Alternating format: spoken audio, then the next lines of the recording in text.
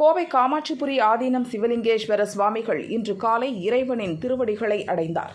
அவரது உடல் ஹாஸ்பிட்டலிலிருந்து ஒண்டிப்புதூரில் உள்ள காமாட்சிபுரி ஆதீனத்திற்கு எடுத்து வரப்பட்டது.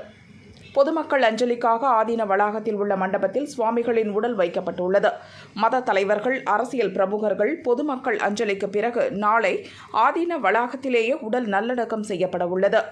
56 வயதான சிவலிங்கேஸ்வர சுவாமிகள் கடந்த சில நாட்களாக நுரையீரல் தொற்றுக்கு சிகிச்சை பெற்று வந்தார்.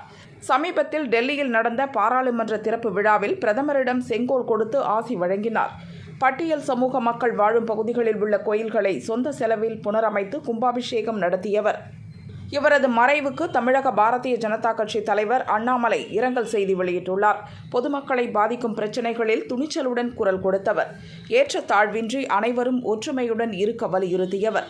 ஸ்ரீ சிவலிங்கேஸ்வர சுவாமிகளை பிரிந்து வாடும் பக்தர்கள் அனைவருக்கும் இரங்கல் தெரிவிக்கிறேன் என அண்ணாமலை கூறியுள்ளார்.